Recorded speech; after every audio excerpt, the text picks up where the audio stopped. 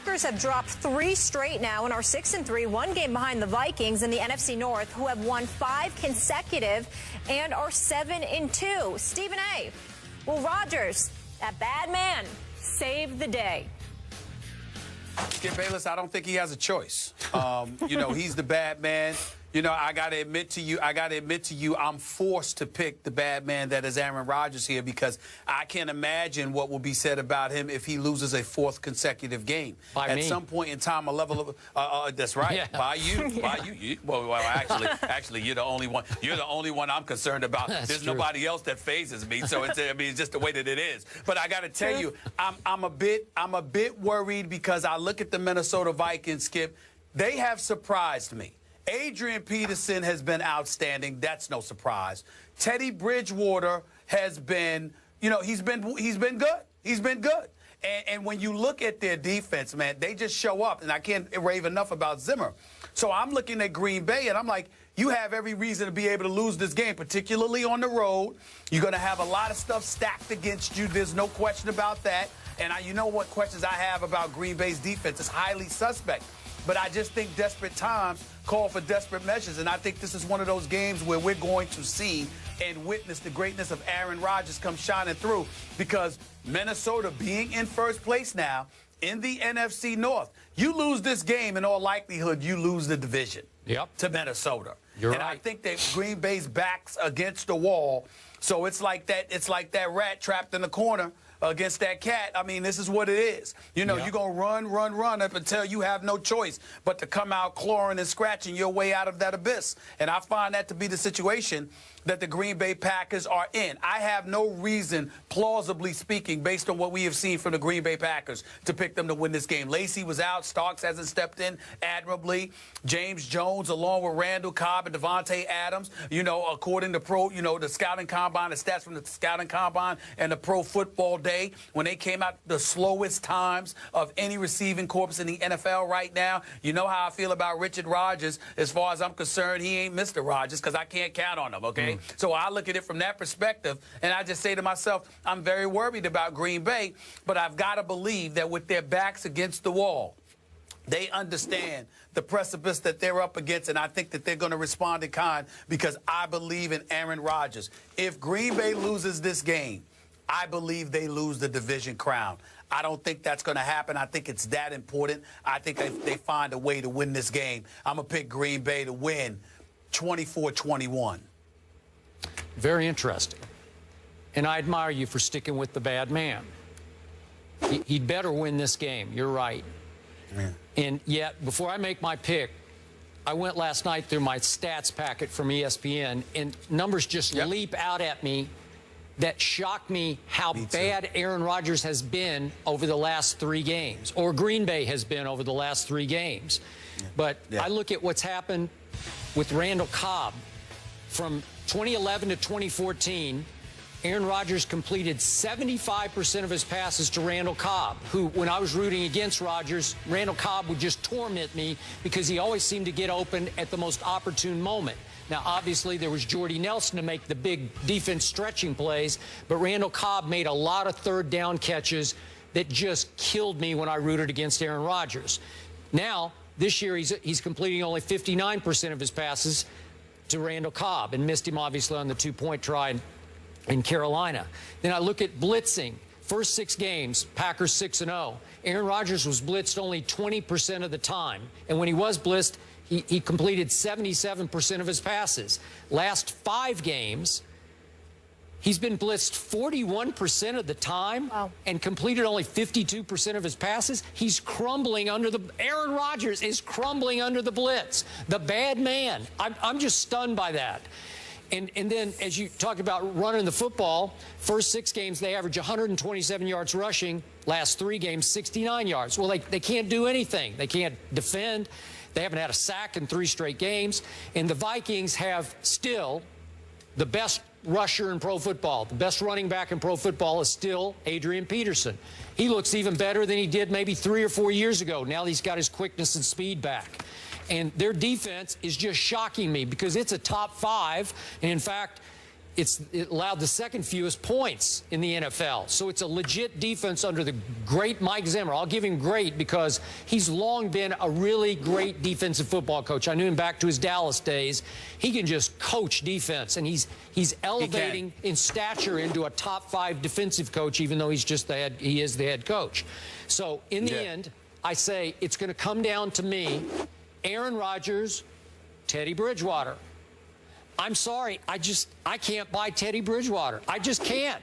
So I'm going to go with you this Sunday because, come on, Aaron Rodgers has to be able to beat Teddy Bridgewater in a big game of a big division sort of tilting game. Well, come on, really? You can't beat Teddy Bridgewater? You know, I hear the conclusion that you're coming to. We're there together. It's just that it's for different reasons. Like, Teddy Bridgewater isn't going up against the same defense as Aaron Rodgers. No. So when you say Aaron Rodgers, can he beat Teddy Bridgewater?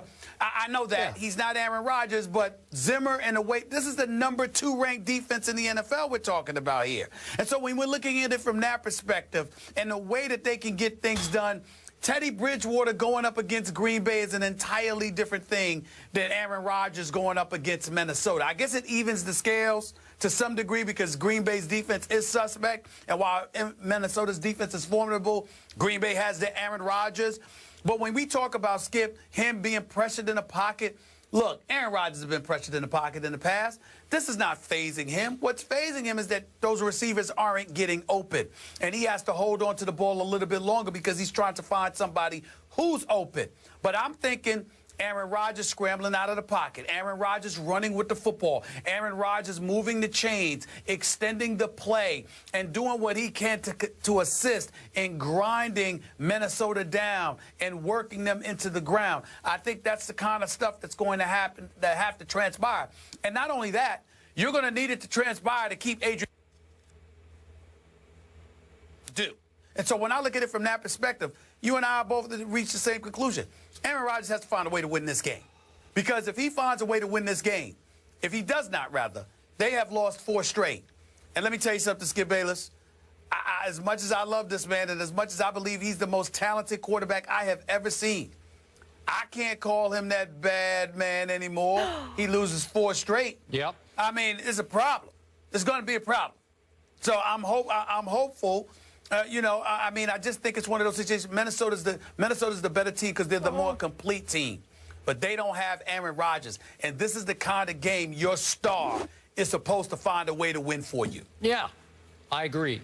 But if he does lose, you're going to have to go with me and just call him bad, period. B-A-D, bad, Hanging period. up the crown. Right? Oh, it's a sad day. Well, not if he throws for 400 yards and no interceptions. If he shows up and performs and the defense blows it, that's different. But he has to perform. I'm going to be watching how he performs because he needs to be better. Okay, last point.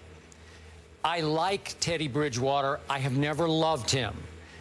I didn't love him coming out of his draft, and I told you that. He's actually been a little better than I thought. He does have some poise. I still think his accuracy comes and goes. But under the great Norv Turner, I think he's found a comfort zone that is pretty good, but not very good, just pretty good.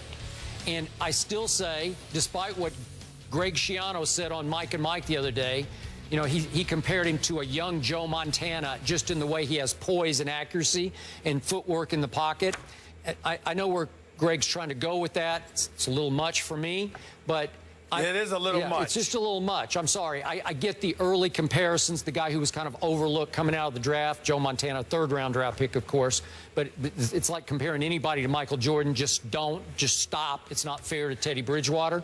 So in this case, this is magnitude. This is the Packers, the reigning champion of your division, and you get them at home. And it's going to have buzz, and it's going to have hype, and it's going to have focal point on the home team quarterback.